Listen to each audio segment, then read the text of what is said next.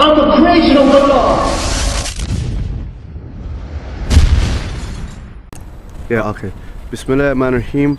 Wassalatu wassalam ala Rasulullah sallallahu alayhi wasallam. Today we're here with Talib Alexander, a convert to Islam, and basically he's going to explain what led him from the culture of music and a Caribbean upbringing to Islam. Go ahead, Talib. Tell us about your childhood. Bismillah wa salatu wa salam ala Rasulillah wa ala alihi wa sahbihi wa sallam wa ba'd. Wa alaikum assalam wa rahmatullahi wa barakatuh. My journey to Islam is quite a long journey. I was born in Harlesden, which is in northwest London, a predominantly African Caribbean area, and most of my community were Christians. I was born into a Roman Catholic family, though we were Catholic by name but naughty by nature, in that we were religiously Catholic but we were morally not conservative. I never thought about religion much in my life, except for I found it difficult to hold on to the belief that Jesus was God. I found that concept, that man or the creation being God, very difficult. And so in my subconscious, I always held that there was a God and that Jesus was a prophet or a messenger sent by God. And this was just something I felt for myself. It wasn't something that I was taught or some kind of interference from another religion or ideology. And I spent most of my childhood, just like everybody else in my community, thinking about sex, drugs and rock and roll. However, when I became older and my love of music increased, I found myself starting to question things. As I became older, I got involved in the music scene. I started to buy records. I was an amateur DJ working with some local sound systems, soul sound systems. I started to get into rap music in the 80s. And in getting into rap music, what struck me was a record by Keith LeBlanc called Malcolm X No Sellout. So I heard this record called Malcolm X No Sellout, and I said to myself, who is this Malcolm X? Who is this guy? Why would somebody make a record about some obscure unknown guy? So I went to our local library, and Harlesden Library at that time, I don't know about today, had a fantastic section of black, or should I say African history books. So I was looking through the history section and I came across the biographies, and I found this book, Malcolm X's autobiography. I picked up the book and started to read, and I couldn't put the book down.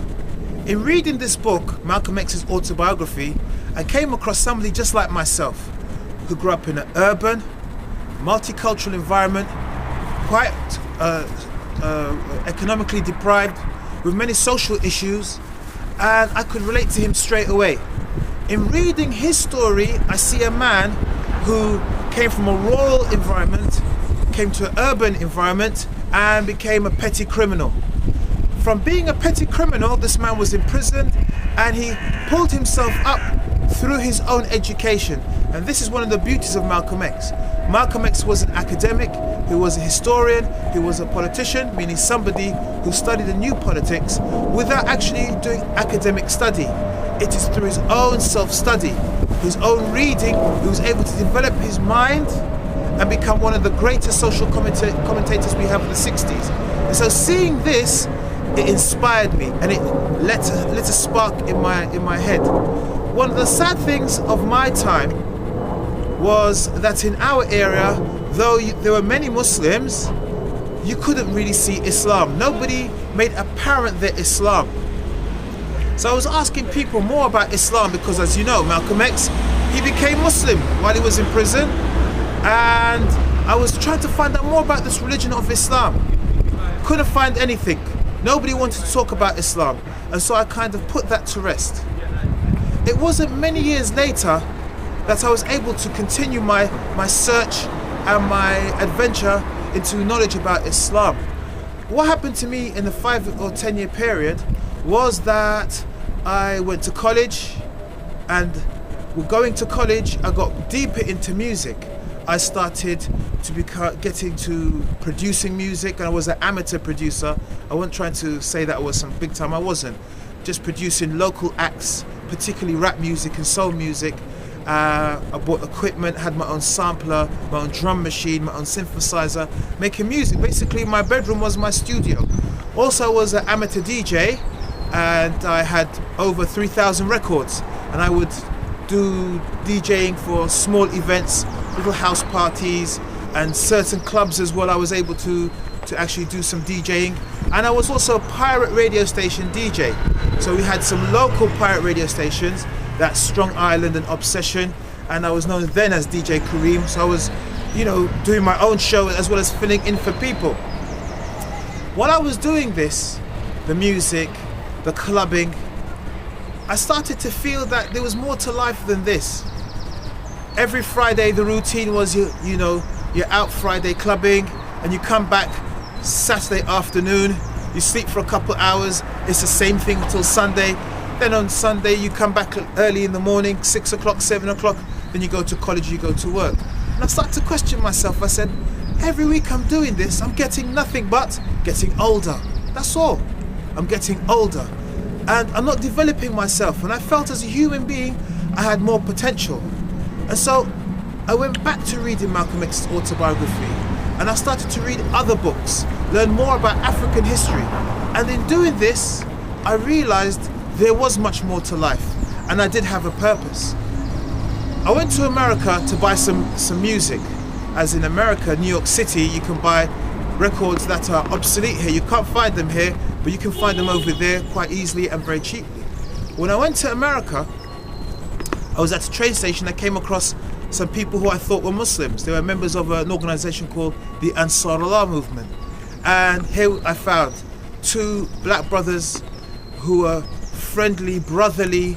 They hugged me, they embraced me, they started to talk to me about Islam. They had lots of literature. They said, hey brother, take this book, take this tape. And I took the literature and I brought it back to where I was staying, and I said to myself, no, that's it. When I go back to the UK, I'm going to become a Muslim.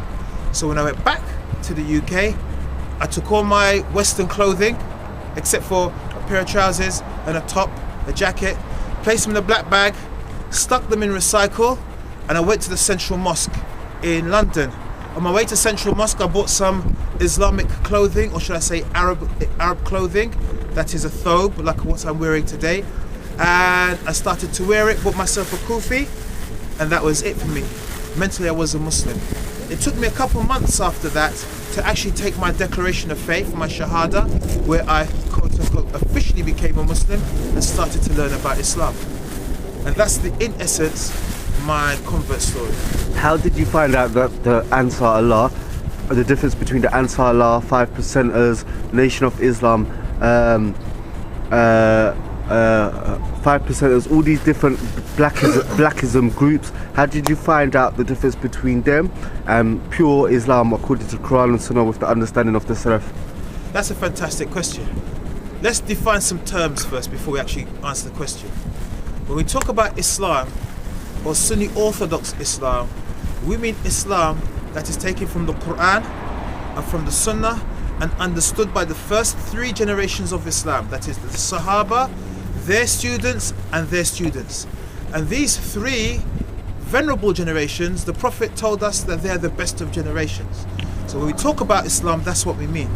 If we talk about the nation of Islam, and that's something which is important, because in my journey to Islam, I listened to a lot of Farrakhan and some of Elijah Muhammad, and I've listened to almost everything by Malcolm X. However, the Nation of Islam, it was founded in the 1930s by a man by the name of Fard Muhammad. Then Elijah Muhammad, because some of the early students of Fard Muhammad disclaimed the fact that he said he was Allah, but Elijah Muhammad said that Fard Muhammad is Allah in the person, meaning that Fard Muhammad is an incarnate, that is God in the flesh, and that he, Elijah Muhammad, is the messenger. Now, in Orthodox Islam, we believe in Allah. He is not like his creation. He is unique, and none is like him. Nation of Islam, they believe what? They believe that Fard Muhammad, a man, creation, is God. In Orthodox Islam, we believe that the Prophet Muhammad, the son of Abdullah, who was in the Arabian Peninsula, he is the last messenger. The Nation of Islam, they believe in what? that Elijah Muhammad is the last messenger. Another difference is in the fasting. They fast in December, we fast in the 9th month of Islam, which is the month of Ramadan. The 5% Nation was founded by a man by Clarence Joaz X. Clarence was in the mosque at the same in the temple at the same time as Malcolm X, and he was expelled from the temple. When he left the temple, that is the Nation of Islam, when he left there, he founded his own organization based on the teachings of Elijah Muhammad. And these teachings are that black men and women are God. The 5% Nation, however, say that they are God, that black men are God. And thus, as black men are God, they don't have to do the things that the creation has to do. So we as the creation, human beings, we worship Allah through fasting, through prayer. They claim and believe falsely that because they are God, they don't need to fast.